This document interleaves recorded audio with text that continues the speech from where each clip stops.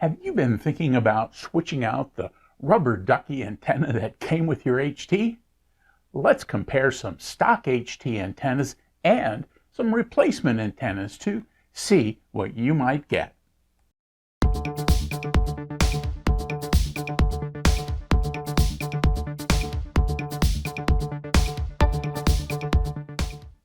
Hi, and welcome to the Gadget Talk channel, where we do reviews and how-tos on a variety of electronic gadgets that catch my eye. In this video, we'll be comparing several antennas for handheld radios used by hams and GMRS operators. Before we get started, please like, comment, share, and subscribe to the Gadget Talk channel. Most handheld ham and GMRS radios, or HTs, come with what are called rubber ducky antennas. By their very nature, they are what are called compromised antennas. That means that the designer made some choices between the antenna effectiveness and utility. In this case, it just wouldn't make sense to have a 1 or 2 pound, 3-foot long antenna on an HT. Now, some might say that comparing rubber ducky antennas is like comparing bad whiskeys. However, the fact is that knowing a bit about what you can expect from your rubber ducky antenna will help you understand your radio's limitations and help manage your expectations. One factor I didn't test but is important to antenna performance is gain. Gain is measured in decibels or tenths of a bell.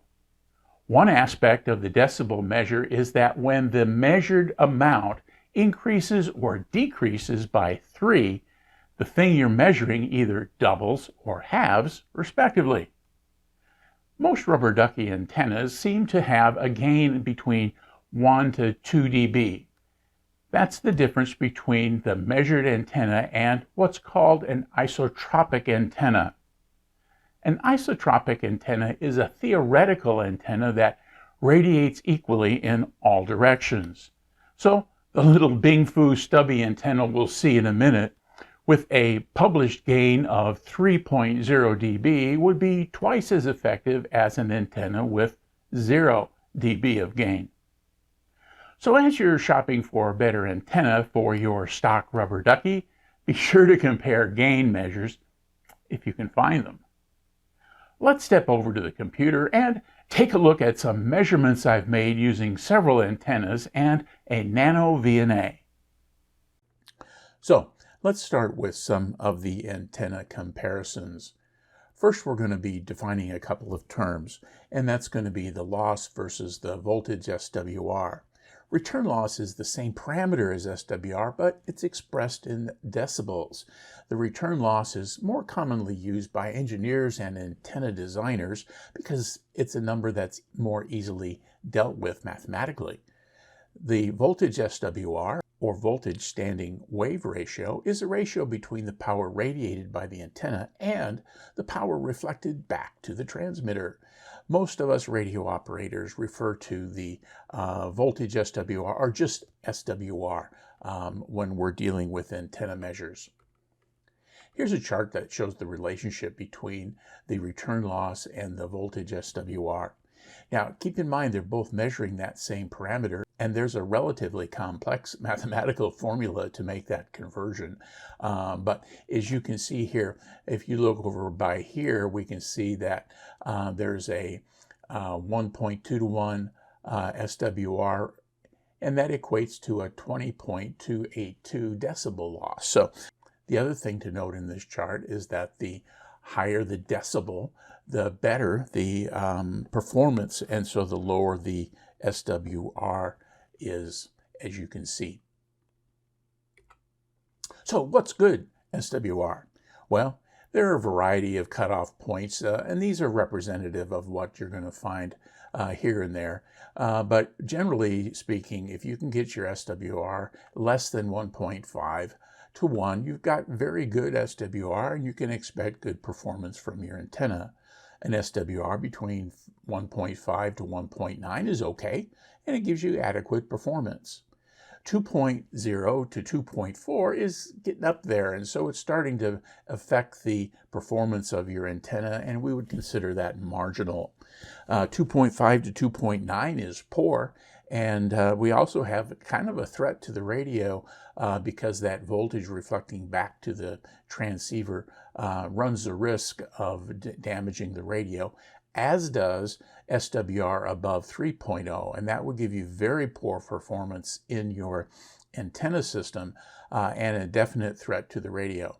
In fact, most HF ham radios are going to have circuitry in the radio itself that won't allow it to transmit if it senses an SWR above 3.0 as a means of self-protection. We're going to be measuring using the NanoVNA F, which is the little consumer level measuring device that'll allow you to measure a number of things, and we're going to be dealing with just a couple of them.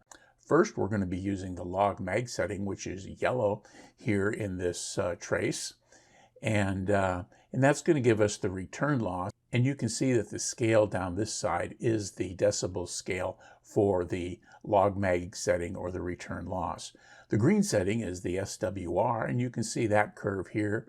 And so here, this is 2 to 1, and this is 3 to 1.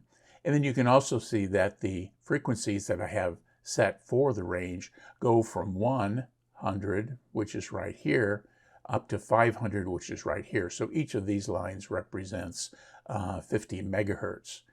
I'm also suspending the antenna so I can have it in a vertical position but not touch it, so the capacitance associated with my body doesn't impact the readings. And then you should consider that this is a consumer level reporting device or measuring device, and so it's pretty accurate, but consider the measurements approximate. So let's look at some stock antennas just coming from a number of radios that I have or have borrowed. And I'm going to take the measurements at about 148 megahertz and 448 that you may notice in some of the displays. But those are what the numbers represent, those two particular points, unless I'm measuring at 220, in which case I'm measuring at 220 megahertz. So the AT878 is a very popular handheld radio. It's a little more on the expensive side, and we can see that the standing wave ratio is pretty good in the VHF area, about 1.65, and not as good down there in the UHF radio, where it crosses the 2.0 line. Again, depending on the scan and depending upon how I have the antenna oriented, that number varies a little bit. And as you can see on the display, it's a fairly flat area right here. Next is the BaoFeng GT5R, which is a fairly new version of the UV5R that has FCC certification and so forth. And you can see it's pretty similar. The trace is different. It's not as flat. It comes up here much higher in this area of the frequency range, but it's got a 1.65 SWR in the VHF area and a 2.25 in the UHF area. The UV5REX, another radio that I have around here, is pretty similar, and you will notice that the traces are not too dissimilar. In fact, they may be even the same antennas that come with each of these radios.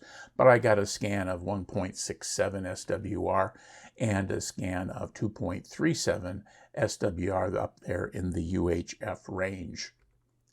Now we'll move into a different brand of radio and a little bit more expensive radio, the FT70D, which is Yaesu's entry level to their fusion radio, but it's also dual band and will deal with analog just fine.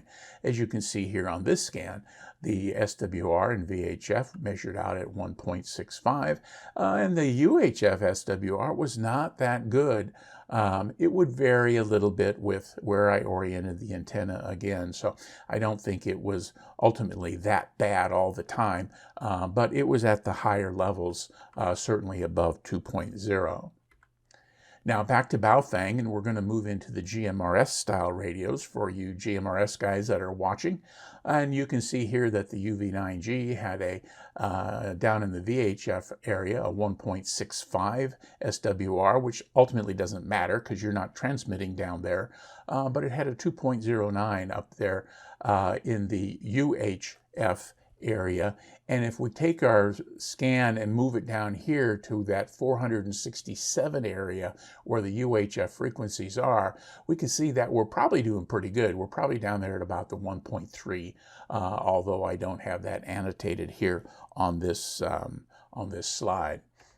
Now, continuing with GMRS radios, the GM30, we had measurements of 1.84 at VHF, 1.94 at UHF. Again, you're not transmitting on those frequency areas, so the one you're interested in is in the GMRS. And this one turned out pretty good. Again, we're going to be measuring down here at the 467, 462 megahertz range, and we can see that we had a return loss that was here in the 14 to 15 range. It measured out on the scan. I moved the little cursor to the exact frequency at 14.02, and the SWR was a very respectable 1.48 down here. And so the GM30 GMRS radio had pretty good SWR for a little inexpensive GMRS radio. Now, this is the UV9 Plus, which is a tri-band radio, and out of the box it comes with two antennas, a dual bander for UHF and VHF, plus a 220 separate antenna. And so we can see here that we had SWRs about 1.84 here in the VHF area and 1.94 in the UHF area, and that was a little bit better than some of the other UHF readings that we got in the comparisons. Now, with the 220 antenna attached, we had really pretty good SWR at 1.48. Again, that's a single band antenna, and that would be measuring kind of down here. So, 150, 200, 250, so 220 is going to be right in this area. And you can see that the antenna response rate in that area is pretty flat. So that was pretty respectable. Now, let's look at some third-party antennas. These are also kind of niche antennas in that a couple of them are going to be for particular people that have a particular need. So let's take a look at some of those. First, we've got a tri-band antenna from Luiton. I got that from Amazon, and then a very popular antenna, the NanoVNA 771. So let's look at those numbers.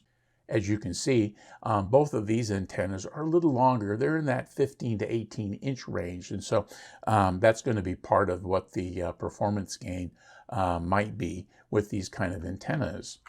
So the Luiton Triband had pretty good SWRs in the VHF and the 220 area, 1.75 and 1.54 respectively, and kind of that typical 2.0, 2.05 range in the UHF range.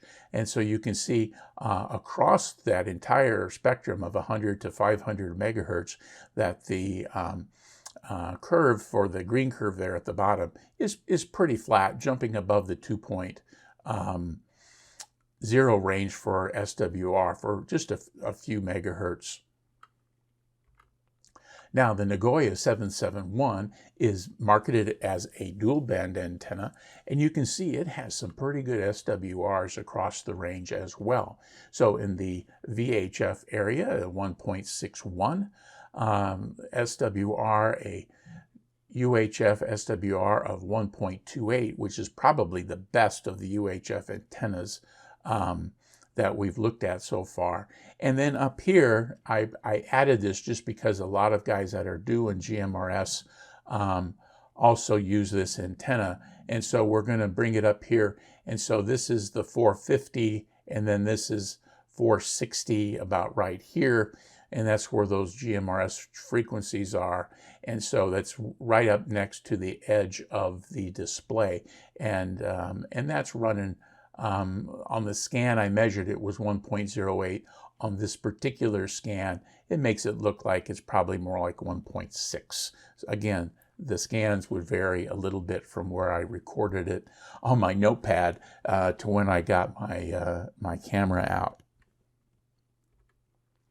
Now, in the area of niche antennas, one of the ones that are kind of fun that you see out there are these Abbree tactical antennas. And these are the ones that the antenna wire is encased in kind of a flat envelope of plastic that you can get a fairly long antenna from. As you can see in the middle picture here, that's a 42-inch antenna. It's folded over on itself. And then you can see in the last picture on the right that that 42-inch antenna is completely extended. Those kind of antennas you can use if you're out backpacking. Sometimes, you can put the radio on a pocket of your backpack and then fold the antenna around the perimeter of the backpack if you don't want it to get it caught in the trees or whatever else you might be hiking in or around. And so let's take a look at what we got from these Abbree. The other thing I want to mention before we move on is these are inexpensive antennas. They go anywhere from about $10 up to about $15. And so they're a really easy antenna to add. Just keep in mind, as with any of these third-party antennas, make sure that you've got the correct connector. They're all SMAs, but you need to look at your radio to see whether you have the plug side or the socket side on the radio, and then obviously order the opposite for your antenna. The other thing I noticed for the Abbree antennas is those bases are kind of thick. And so if you've got a shroud around the antenna connector on your little handy-talkie, you may have trouble getting it on. But the good news is Amazon's got some good return policies there in place. So let's look at the Abbree. The 18-inch tactical had some pretty good SWR across the range. It's not marketed as a 220 antenna, but as you can see, they had SWR there in the 220 range of about 1.47, VHF 1.65, and some pretty good UHF SWR at 1.58. The bigger Abbree antenna, when it was all folded up, and you can see across here, it's a very nice flat curve across that range, had a SWR for VHF in the in the neighborhood of 1.79, 220 at 1.35, and UHF SWR at 1.59. Again, it was not marketed as a 220 antenna. Now, when it's fully extended, the curves are not all that much different, but we have a VHF SWR of 1.13, so that's very good. 220 at about 1.38 and UHF at 1.43. So all three of those in that Abbree 42-inch antenna, especially for an inexpensive antenna, are not too bad. And so before we go out any further, let's look at what I'm calling stubby antennas. These are particular niche antennas that you'll use if you really need to keep the radio in your pocket or you don't want it caught on anything. They're just those little nubby antennas. And we're going to look at the BaoFeng diamond antenna. It's a little 2-inch antenna there on the left-hand side. And then we're going to look at the BingFu antenna, again from Amazon. Both of these are very inexpensive antennas, and it's about 2.5 inches. So let's take a look at those. Now the BingFu 2.5 stubby had a pretty flat SWR. In the VHF area, it was 1.43, and in the UHF area, it crossed that 2.0 line at 2.05. The BaoFeng, on the other hand, had a different shaped curve, as you can see, and in the upper areas, it had some areas above 2.0. But all in all, not too bad at the frequency specific to what we were looking for. So 1.72 in the VHF and 1.31 in the SWR in the UHF area. Now, on the diamond, however, I do have to point out to you that despite these good SWR numbers, the range on this little antenna was terrible. I have a repeater that's about 28 miles from my home. It would not trigger that repeater. And on a repeater that was about 15 miles from my home, it would trigger the repeater, but the signal reports were bad. The reception was bad, and the transmission to the repeater was also bad. And so I would not recommend that if you want to reach out. On the other hand, if you're living under the shadow of the repeater, it might be something that you would find useful, or if you just had it on your desk and were talking to your hotspot for one of the digital modes, that might be an alternative that you might find helpful as well. So in summary, I'm just going to scroll through these kind of quick. We've already looked at these numbers. Feel free to stop the video and take a look at any of these as we go through. But here's the beginning of the list. Here's the next section.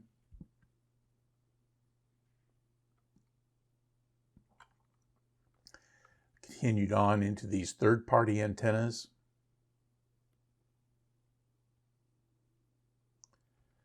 Tactical antennas.